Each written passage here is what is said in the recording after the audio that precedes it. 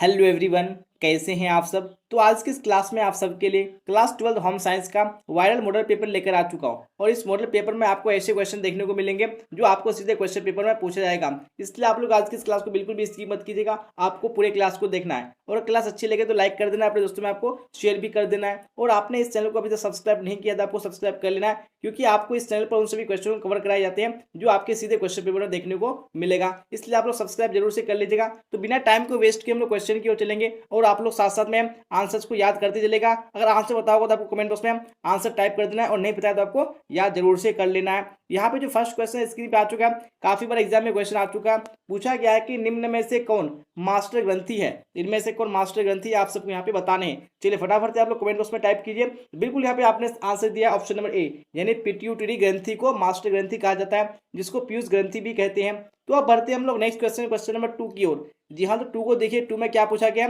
और साथ साथ में आप लोग कमेंट बॉक्स में आंसर को टाइप कीजिए कौन सा ऑप्शन सही होगा। निम्न में से किस हार्मोन के स्राव के कारण पुरुष में पुरुषत्व का गुण आता है। तो वो कौन सा हार्मोन है जिसके स्राव के कारण पुरुष में पुरुषत्व का गुण आता है। यहाँ पे 2 में ऑप्शन नंबर ए बिल्कुल करेक्ट हो जाएगा, नहीं, टेस्टोस्टेरोन। अब बढ़ते हैं हम लोग नेक्स्ट क्वेश्चन, क्वेश्चन नंबर 3 की ओर। जी हाँ, तो 3 भी स्क्रीन पे आ चुका है, देखिए क्या पूछा गया और आंसर टाइप कीजिए फटाफट से आप लोग। इनमें से कौन पुरुष प्रजनन तंत्र का भाग नहीं है। कौन सा पुरुष प्रजनन तंत्र का भाग नहीं है। यहाँ पे शुक्राशय प्रजनन तंत्र का भाग है, विरेचन भी है, प्रोस्टेट ग्रंथि भी है, लेकिन जो अंडाशय है, ये अंडाशय पुरुष प्रजनन तंत्र का भाग नहीं है, ये महिला प्रजनन तंत्र का भाग है। इसलिए ऑप्शन नंबर डी बिल्कुल राइट हो जाएगा। तो अब बढ़ते हैं हम लोग नेक्स्ट क्वेश्चन, क्वेश्चन नंबर 4 की ओर। जी हाँ, तो 4 भी स्क्रीन पे आ चुका है। पूछा गया है कि शिशु को जन्म के उपरांत देना चाहिए। तो जन्म के उपरांत शिशु को क्या देना चाहिए, यहाँ पे आपको बताने हैं। तो बिल्कुल option number A right answer हो जाएगा, नहीं, माता का दूध देना चाहिए। तो अब बढ़ते हैं हम लोग नेक्स्ट क्वेश्चन, क्वेश्चन नंबर 5 की ओर। जी हाँ, 5 भी स्क्रीन पे आ चुका है। पूछा गया है कि मानव शरीर में सबसे छोटी ग्रंथि कौन सी है। वो कौन सी ग्रंथि है जो मानव शरीर की सबसे छोटी ग्रंथि है। मैंने आपको ये क्वेश्चन बार बार पढ़ा चुका है कि जो पीयूष ग्रंथि है, जिसको पिट्यूटरी ग्रंथि भी कहा जाता है, यह मानव शरीर की सबसे छोटी ग्रंथि है। लेकिन अगर आपको आता है कि सबसे बड़ी ग्रंथि, यहाँ पे क्या हो जाएगा, आपका यकृत हो जाएगा, नहीं, लीवर हो जाएगा। तो आपको बड़ी और छोटी दोनों याद रख लेना है, आपके एग्जाम में कोई सा भी क्वेश्चन आ सकता है। तो अब बढ़ते हैं हम लोग नेक्स्ट क्वेश्चन, क्वेश्चन नंबर 6 की ओर। जी हाँ, 6 भी स्क्रीन पे आ चुका है। पूछा गया है कि बालक का प्रथम सामाजिक समूह कौन होता है। इनमें से कौन सा प्रथम सामाजिक समूह होता है बालक का, आप सबको बताने हैं। यहाँ पे 6 में ऑप्शन नंबर सी बिल्कुल करेक्ट हो जाएगा, नहीं, परिवार। परिवार क्या है, बालक का प्रथम सामाजिक समूह है। अब बढ़ते हैं हम लोग नेक्स्ट क्वेश्चन, क्वेश्चन नंबर 7 की ओर। यहाँ पे 7 भी स्क्रीन पे आ चुका है। पूछा गया है कि टेटनस से बचने के लिए बच्चे को कौन सा टीका लगाया जाता है। तो इनमें से कौन सा टीका लगाया जाता है टेटनस रोग से बचने के लिए। यहाँ पे 7 में राइट आंसर हो जाएगा ऑप्शन नंबर ए, यानी डीपीटी का टीका लगाया जाता है। तो अब बढ़ते हैं हम लोग नेक्स्ट क्वेश्चन, क्वेश्चन नंबर 8 की ओर। जी हाँ, तो 8 भी स्क्रीन पे आ चुका है। देखिए क्या पूछा गया क्वेश्चन नंबर 8 में, किस अवस्था में यौन परिपक्वता के कारण बालक के शरीर में अनेक परिवर्तन होते हैं। जी हाँ, तो कौन सी अवस्था में अनेक परिवर्तन दिखते हैं बालक के शरीर में, यहाँ पे आप सबको बताने हैं। बिल्कुल 8 में ऑप्शन नंबर बी हो जाएगा, नहीं, किशोर अवस्था में। अब बढ़ते हैं हम लोग नेक्स्ट क्वेश्चन, क्वेश्चन नंबर 9 की ओर। जी हाँ, तो 9 को देखिए, 9 में क्या पूछा गया, फिर आप लोग टाइप कीजिए आंसर कौन सा करेक्ट होगा।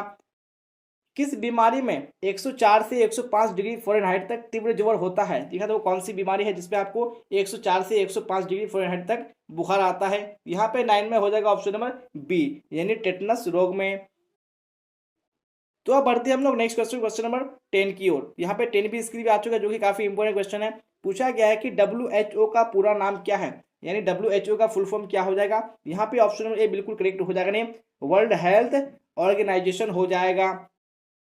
तो अब देख लेते हैं हम लोग नेक्स्ट क्वेश्चन, क्वेश्चन नंबर 11 को। यहाँ पे 11 भी स्क्रीन पे आ चुका है। पूछा गया है कि क्षय रोग फैलाने का माध्यम है। क्षय रोग मतलब कि टीबी, जिसको टीबी की बीमारी बोलते हैं, इसका फैलाने का जो माध्यम है क्या, यहाँ पे आपको बताने हैं। यहाँ पे 11 में हो जाएगा ऑप्शन नंबर ए, यानी ये जो रोग फैलता है ये दूषित वायु के कारण फैलता है।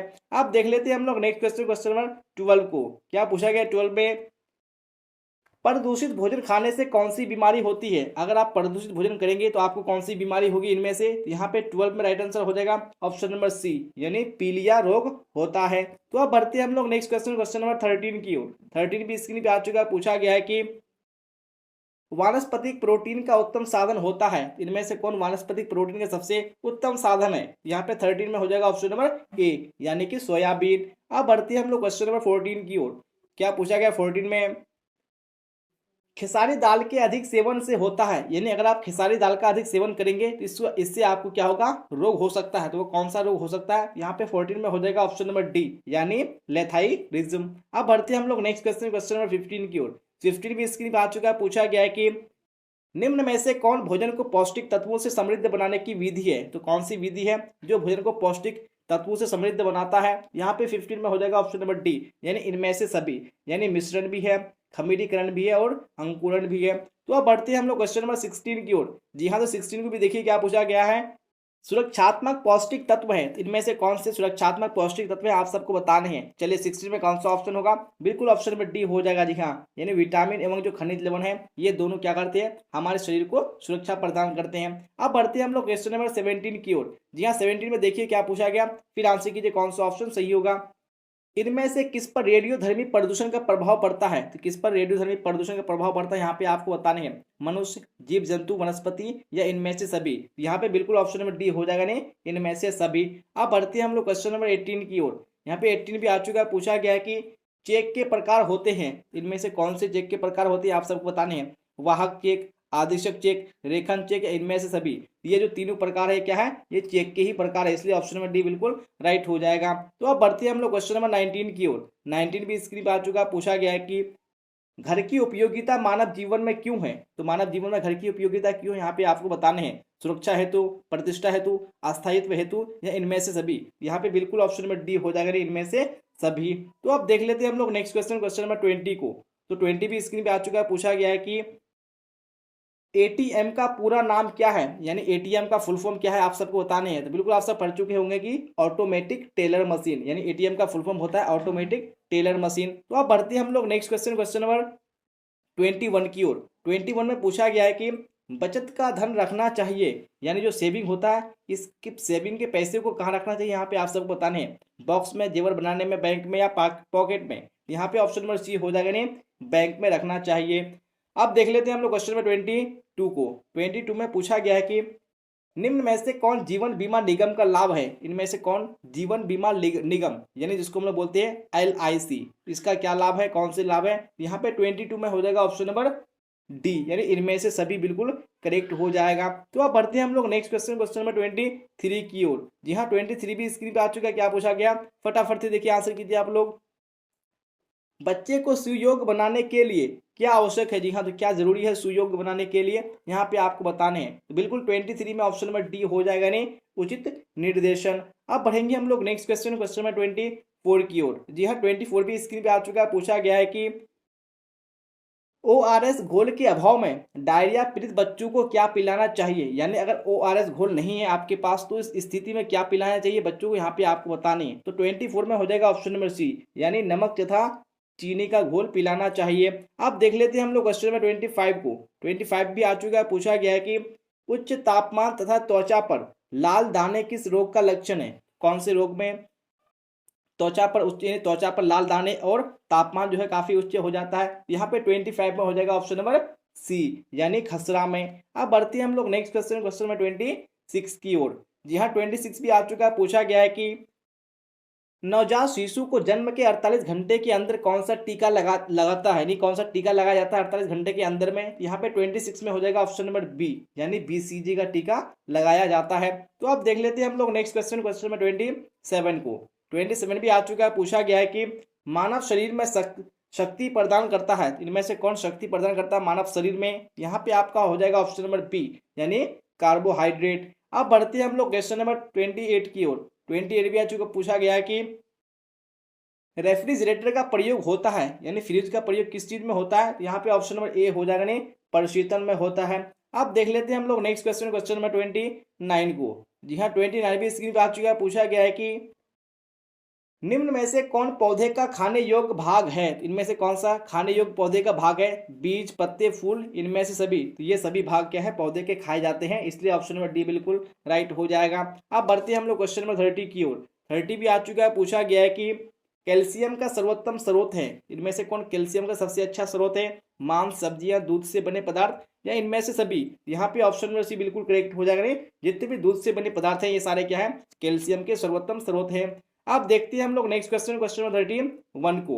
31 में पूछा गया है कि माँ के दूध में पाए जाने वाले एंटीबॉडीज प्रदान करते हैं। तो ये क्या प्रदान करते हैं बच्चों को, यहाँ पे आप सबको बताने हैं। बिल्कुल option number A right answer हो जाएगा। नहीं रोग रोधन क्षमता प्रदान करते हैं। तो अब देख लेते हैं हम लोग क्वेश्चन नंबर 32 को। 32 भी स्क्रीन पे आ चुका है। पूछा गया है कि निम्न में से जल का स्रोत कौन नहीं है। इनमें से कौन जल का स्रोत नहीं है? भोजन, पेयजल, पेय पदार्थ या मिठाई। यहाँ पे ऑप्शन नंबर डी हो जाएगा। मिठाई जल का स्रोत नहीं है। अब देख लेते हैं हम लोग क्वेश्चन नंबर 33 को।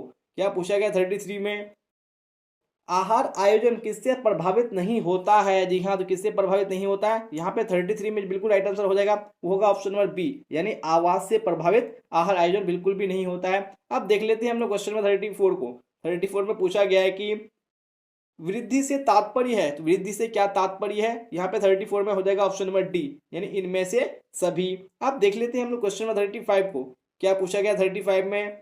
कीड़े से बनने वाला रेशा है। इनमें से कौन सा रेशा कीड़े से बनता है? यहाँ पे 35 में हो जाएगा ऑप्शन नंबर ए, यानी रेशम। अब बढ़ेंगे हम लोग क्वेश्चन नंबर 36 की ओर। 36 भी आ चुका है स्क्रीन पे। पूछा गया है कि निम्न में से कौन वानस्पतिक धब्बा नहीं है? कौन सा वानस्पतिक धब्बा नहीं है, यहाँ पे आपको बताने हैं। मैंने आपको सब्जेक्ट की क्लास में बता दिया था कि कौन से धब्बे वानस्पतिक धब्बे के अंतर्गत आते हैं। यहाँ पे 36 में राइट आंसर हो जाएगा ऑप्शन नंबर ए, यानी रसदार सब्जी है। ये वानस्पतिक धब्बा नहीं है। बाकी फल, कॉफी, फूल, ये सारे क्या है? वानस्पतिक धब्बे हैं। अब बढ़ते हैं हम लोग नेक्स्ट क्वेश्चन, क्वेश्चन नंबर 37 की ओर। 7 में आ चुका है। पूछा गया है कि सभी सूती वस्त्रों को धोने के उपरांत क्या किया जाता है? जी हाँ, तो क्या किया जाता है सूती वस्त्रों को धोने के उपरांत? यहाँ पे 37 में राइट आंसर हो जाएगा ऑप्शन नंबर बी, यानी कलफ लगाया जाता है। अब देख लेते हैं हम लोग क्वेश्चन नंबर 38 को। 38 भी आ चुका है। पूछा गया कि सुंदर चटकीले रंगों के वस्त्रों का प्रयोग होता है, तो कब होता है, यहाँ पे आपको बताने हैं। तो बिल्कुल 38 में ऑप्शन नंबर डी हो जाएगा ना, इन सभी, यानी इनमें से सभी सही हो जाएगा, क्योंकि शादी विवाह समारोह में होता है, रात्रि भोज में होता है, उसके बाद क्लब में भी होता है। अब देखते हैं हम लोग क्वेश्चन नंबर 39 को। पूछा गया है कि रेशम के वस्त्रों पर किसका कलफ लगाया जाता है? हम लोगों ने देख लिया कि रेशम के वस्त्रों पर कलफ लगाया जाता है, लेकिन किस चीज का कलफ लगाया जाता है, यहाँ पे आप सबको बताने हैं। बिल्कुल 39 में हो जाएगा ऑप्शन नंबर सी, यानी गोंद का कलफ लगाया जाता है। अब बढ़ते हैं हम लोग क्वेश्चन नंबर 40 की ओर। क्या पूछा गया 40 में? रेडीमेड वस्त्र खरीदते समय देखना चाहिए। जी हाँ, तो क्या देखना चाहिए? यहाँ पे हो जाएगा ऑप्शन नंबर डी, यानी उपयुक्त सभी, यानी इनमें से सभी चीज को देखना चाहिए।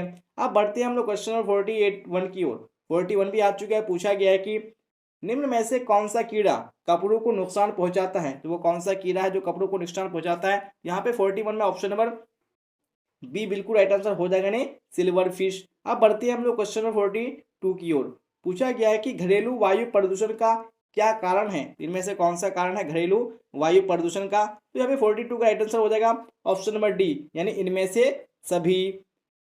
तो अब देख लेते हैं हम लोग क्वेश्चन नंबर 43 को। 43 भी स्क्रीन पे आ चुका है। पूछा गया है कि निम्न में से कौन सा गर्म रंग है? इनमें से कौन सा रंग गर्म रंग है? यहाँ पे 43 का ऑप्शन नंबर बी बिल्कुल राइट आंसर हो जाएगा, नहीं लाल रंग। अब बढ़ते हैं हम लोग क्वेश्चन नंबर 44 की ओर। क्या पूछा गया 44 में? थायराइड से निकलने वाला हार्मोन्स कहलाता है, यानी जो थायराइड ग्रंथि से हार्मोन निकलता है उसको क्या कहते हैं? यहाँ पे हो जाएगा ऑप्शन नंबर बी, यानी थायरॉक्सिन कहते हैं। अब बढ़ते हैं हम लोग नेक्स्ट क्वेश्चन, क्वेश्चन नंबर 45 की ओर। 45 भी आ चुका है। पूछा गया है कि नवजात शिशु का रोना किस प्रकार के संवेग को व्यक्त करता है? तो किस प्रकार के संवेग को व्यक्त करता है? 45 का ऑप्शन नंबर ए बिल्कुल करेक्ट हो जाएगा, नहीं दुख को व्यक्त करता है। अब देख लेते हैं हम लोग क्वेश्चन नंबर 46 को। 46 भी आ चुका है। पूछा गया है कि एफपीओ का पूरा नाम क्या है? यानी जो एफपीओ है इसका फुल फॉर्म क्या है, आप सबको बताने हैं। बिल्कुल ऑप्शन नंबर ए करेक्ट हो जाएगा, नहीं फूड प्रोडक्ट ऑर्डर हो जाएगा। अब बढ़ेंगे हम लोग क्वेश्चन नंबर 47 की ओर। यहाँ पे 47 को देखिए। पूछा गया है कि निम्न में से कौन तंतुक यानी स्टेपल रेशा है, आप सबको बताने हैं। तो इनमें से कौन सा स्टेपल रेशा है? तो 47 का ऑप्शन नंबर बी बिल्कुल करेक्ट हो जाएगा, नहीं रेशम। अब बढ़ते हैं हम लोग क्वेश्चन नंबर 48 की ओर। पूछा गया है कि विवृद्धि से अभिप्राय है, तो विवृद्धि से क्या अभिप्राय है? 48 का ऑप्शन नंबर बी बिल्कुल करेक्ट हो जाएगा, नहीं संख्यात्मक विकास। अब देखेंगे हम लोग क्वेश्चन नंबर 49 को।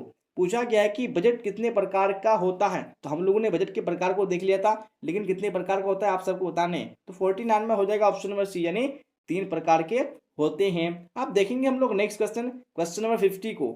जी हाँ, तो 50 भी स्क्रीन पे आ चुका है। पूछा गया है कि इनमें से कौन मानवीय संसाधन है? इनमें से कौन सा मानवीय संसाधन है? यहाँ पे 50 का ऑप्शन नंबर डी बिल्कुल करेक्ट हो जाएगा, नहीं उपयुक्त सभी हो जाएगा। अब बढ़ते हैं हम लोग क्वेश्चन नंबर 51 की ओर। और इससे पहले आपने अगर क्लास को लाइक नहीं किया तो आपको लाइक जरूर से कर देना है, क्योंकि मैं आपको आज की इस क्लास में उन सभी क्वेश्चन को कवर करा रहा हूँ जिनसे आपको सीधे क्वेश्चन पेपर में देखने को मिलेगा। इसलिए आप लोग लाइक जरूर से कर दीजिएगा और सब्सक्राइब भी कर लीजिएगा, ताकि आप लोग इस तरह से क्लास का बेनिफिट उठा सके और एग्जाम में अच्छे स्कोर कर सके। फिलहाल यहाँ पे 51 को देखिए, फिर आंसर कीजिए कौन सा ऑप्शन सही होगा। पूछा गया है कि बाजार का राजा कहलाता है, तो बाजार का राजा कौन कहलाता है यहाँ पे आप सबको बताने हैं। तो बिल्कुल 51 में हो जाएगा ऑप्शन नंबर सी, यानी उपभोक्ता को बाजार का राजा कहा जाता है।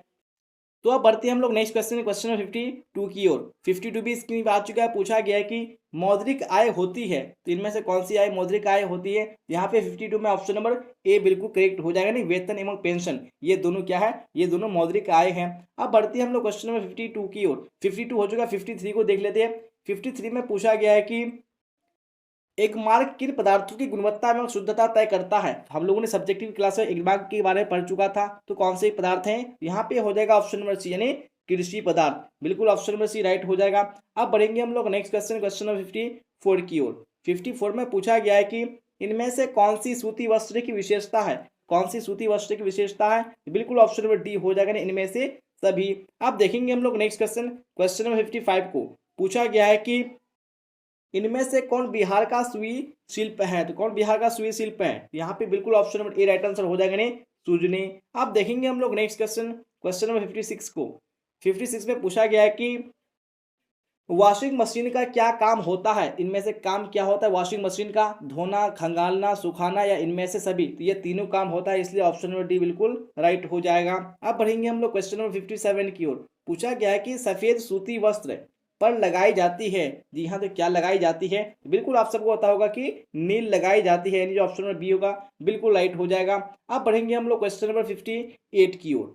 58 में पूछा गया है कि किन क्षेत्रों में गृह विज्ञान विकास में योगदान नहीं करता है। जी हाँ, कौन से क्षेत्र में नहीं करता है। यहाँ पे ऑप्शन नंबर डी हो जाएगा, नहीं कंप्यूटर के क्षेत्र में नहीं करता है। अब देख लेते हैं हम लोग क्वेश्चन नंबर 59 को। पूछा गया है कि पारिवारिक आय तथा परिवार के सदस्यों की संख्या पर आधारित होता है, तो क्या आधारित होता है यहाँ पे आपको बताने हैं। तो बिल्कुल ऑप्शन नंबर ए करेक्ट हो जाएगा, जो आहार आयोजन है ये पारिवारिक आय तथा परिवार के सदस्यों की संख्या पर आधारित होता है। अब देख लेते हैं हम लोग नेक्स्ट क्वेश्चन, क्वेश्चन नंबर 60 को। जी हाँ, तो 60 भी स्क्रीन पर आ चुका है। पूछा गया है कि सोचने, समझने और समस्याओं को सुलझाने की क्षमता का विकास से तात्पर्य है, तो क्या तात्पर्य यहाँ पे आपको बताने हैं। तो 60 में यहाँ पे करेक्ट आंसर हो जाएगा ऑप्शन नंबर ए, यानी ज्ञानात्मक विकास। अब बढ़ेंगे हम लोग नेक्स्ट क्वेश्चन, क्वेश्चन नंबर 61 की ओर। जी हाँ, 61 को देखिए, फिर आंसर कीजिए कौन सा ऑप्शन सही होगा। पूछा गया है कि भोज्य पदार्थों का प्रमुख अवयव कौन नहीं है, तो कौन सा प्रमुख अवयव नहीं है भोज्य पदार्थों का। यहाँ पे 61 में करेक्ट आंसर हो जाएगा ऑप्शन नंबर सी, यानी वायु नहीं है। अब देख लेते हैं हम लोग क्वेश्चन नंबर 62 को। पूछा गया है कि आंतरिक सज्जा अभिव्यक्ति नहीं है, किसकी अभिव्यक्ति नहीं है। 62 में यहाँ पे करेक्ट आंसर हो जाएगा ऑप्शन नंबर डी, यानी विटामिन की नहीं है। अब बढ़ेंगे हम लोग क्वेश्चन नंबर 63 की ओर। पूछा गया है कि समेकित बाल विकास परियोजना प्रदान करता है, यानी जो ICDS है ये क्या प्रदान करता है आप सबको बताने हैं। बिल्कुल ऑप्शन नंबर डी करेक्ट हो जाएगा, नहीं उपरोक्त सभी चीज प्रदान करते हैं। अब क्वेश्चन नंबर 64 को देख लीजिए। पूछा गया है कि इनमें से कौन सा प्राणी धब्बा है, इनमें से कौन सा प्राणी धब्बा है। यहाँ पे आपका कौन सा होगा, बिल्कुल ऑप्शन नंबर ए हो जाएगा, नहीं दूध। अब देखेंगे हम लोग नेक्स्ट क्वेश्चन, क्वेश्चन नंबर 65 को। जी हाँ, 65 भी स्क्रीन पे आ चुका है। देखिए क्या पूछा गया, फटाफट से आप लोग आंसर कीजिए।